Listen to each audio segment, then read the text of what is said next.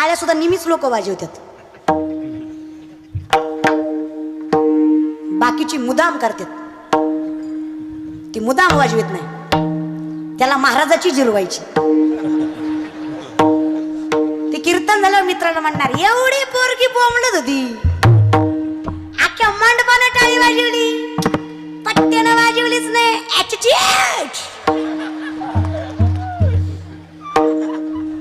अरे कशाचा दादा, अरे वेड्या 7 कोटी घरं सोन्याची आहेत रावणाची. किती दादा किती बर का, धोंड्याचा महिना अर्धा तोळा घातला आपल्या सासऱ्यानं आपल्याला, तरी आपली बायको आणि आपण महिनाभर स्टेटस ठेवत होतो, लाडाचा जावाई गेला सासरा. अरे कंटाळा होता स्टेटसचा. महिनाभर 7 कोटी घरं, किती 7, एका घराची एक चौकट 22.5 क्विंटल. दुसऱ्या महिन्यामधलं वर्णन आहे.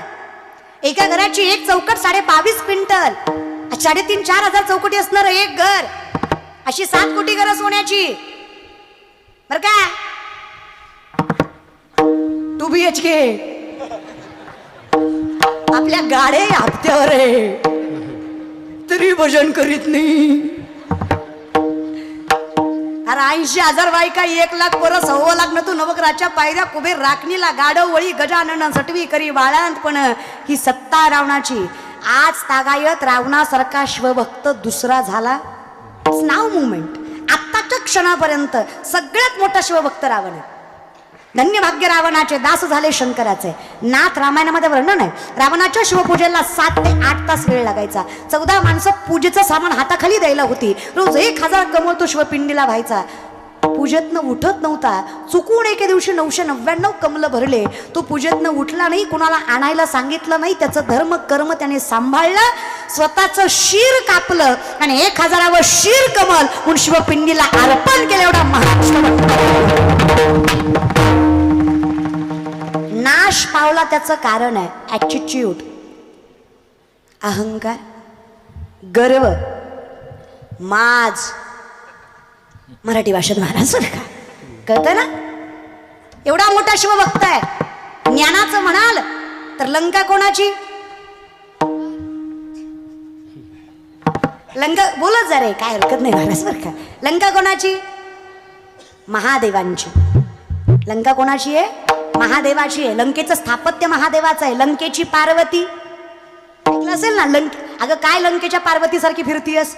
लंकेची पार्वती, लंकेचं स्थापत्य महादेवाचं आहे. महादेवाच्या लंकेच्या वास्तुशांतीच्या पूजेला रावणाला बोलवलंय, कारण शास्त्रवेद, उपनिषद, पुराण पाठ आहेत रावणाची. इतका ज्ञानी आहे रावण. इतकी सुंदर पूजा मांडली, इतके शुद्ध मंत्र म्हणले की देवही खुश झाला. आधीच शिव स्वभावाने भोळा आहे. सगळ्या देवापेक्षा लवकर पावतो तो शिव आहे. शिव स्वभावाने भोळा आहे. नाथबाबा सांगतात शिव भोळा चक्रवर्ती. फार भोळा आहे शिव स्वभावाने. देव इतका खुश झाला. शिव म्हटले काय मागायचं ते माग. जगातला पहिला पुजारी वास्तुशांतीला आला आणि बंगलाच घेऊन गेला. कळलं त्यालाच कळलं महाराज. विनोद न कळणं हा सगळ्यात मोठा विनोद आहे. हेही कळलं त्यालाच कळलं महाराज. कीर्तन झाल्यावर एक हसत होता. म्हणलं झालं आता का हसतो. ती म्हणला सुरुवातीचा विनोद आता कळला. अरे मग तू एवढ्या वेळ करत काय होता. विचित्र लोक मेंटॅलिटी ठेवून बसत नाहीत कीर्तनाला. हा विनंती आहे चला या विषयाकडे. हा मग महाराज इतका ज्ञानी रावण आहे, एवढा मोठा शिवभक्त आहे. बरं सत्ता, नवग्रहाच्या पायऱ्या, कुबेर राखणीला, गाढव वळी, गजानन सटवी करी बाळांतपण, ही सत्ता आहे रावणाची. ताकद 3दा कैलास हलवला बाबानं. एकदा नाही, 2दा नाही, कितीदा, 3दा कैलास हलवला रावणानं. एवढा ताकदवान आहे, एवढा सत्ताधीश आहे, एवढा श्रीमंत आहे, एवढा मोठा भक्त आहे, तरी फक्त अहंकारामुळे भजन करण्याचा फायदा झाला.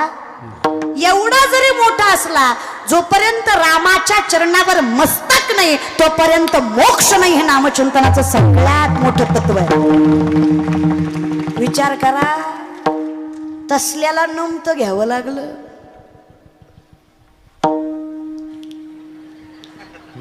अरे काय आहे तुझ्याकडे, पण कसला माज महाराज. त्याला म्हणावं बोल नको, त्याला म्हणावं बोल नको, खानदानाचा नाश करीन. अरे होय रे दादा, विनंती आहे माझी. स्वाभिमान घाण ठेवू नका, पण अभिमान नको ना.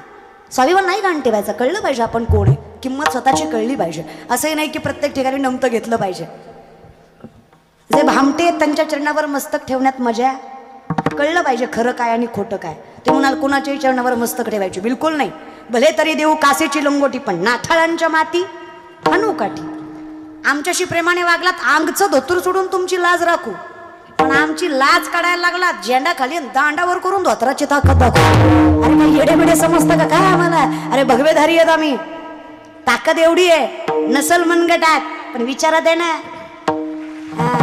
मनगटात नसली म्हणून काय झाली? काल, आज आणि उद्या तुम्हाला हे मान्यच करावं लागेल.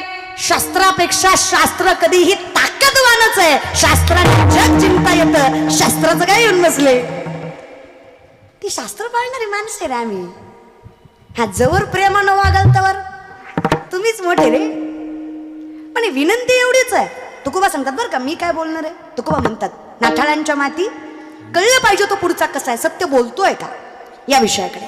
म्हणून विनंती आहे महाराज, आम्हाला आमची किंमत कळावी. एवढा मोठा रावण असताना सुद्धा जगाच्या मालकाने रावणाच्या 3 अपेक्षा पूर्ण केल्या नाही. बरोबर आहे? 3 अपेक्षा. स्वर्गाला शिडी लावणे, सोन्याला सुगंध आणणे, खारा समुद्र गोडा करणे. या 3तलं एखादं झालंय का? झालंय का मायबाप? बोललं जा मायबाप, बोल बा, झालंय का? स्वर्गाला शिडी लागली का? सोन्याला सुगंध आणला का? खारा समुद्र गोडा झाला का? मी म्हणते शिवभक्त आहेत, ज्ञानी आहेत, तपस्वी आहेत, मातृभक्त आहेत, ताकदवान आहेत, तरी सुद्धा रावणाच्या 3 अपेक्षा का पूर्ण नाही झाल्या? का तर त्या निसर्गाच्या विरोधात आहेत.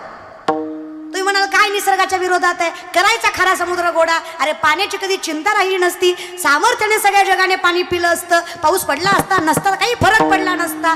वेड्या, जर सागर गोड झाला असता तर पाऊसच पडला नसता. बरोबर आहे? तुम्ही भूगोल शिकताय, सायन्स शिकताय, तुम्ही बाष्पीभवन झाल्याशिवाय, त्या बाष्पीभवनाचं पाण्यात थेंबात रूपांतर झाल्याशिवाय ते पाणी बागारी आपल्या जमिनीवर पडत. ते कशामुळं होत आहे? मिठाच्या क्षारामुळं होत आहे. जर समुद्र गोडा झाला तर पाऊस पडणार, मग खारा समुद्र गोडा करण्यात मजा. हा बरं, मी म्हणते जाऊ दे मरू द्या, ते स्वर्गाला शिडी लावायची. एवढा मोठा शिवभक्त होता ना रावण, देवाने ऐकायला पाहिजे होतं भक्ताचं. लावायची ना स्वर्गाला शिडी, त्याला काय झालं असतं? आमच्यासारखी भजनं करू करू मिली असती. आणि आम्ही शिडीवर चढलो की पिदाड्यानं धोतर धरून वडलं असतं.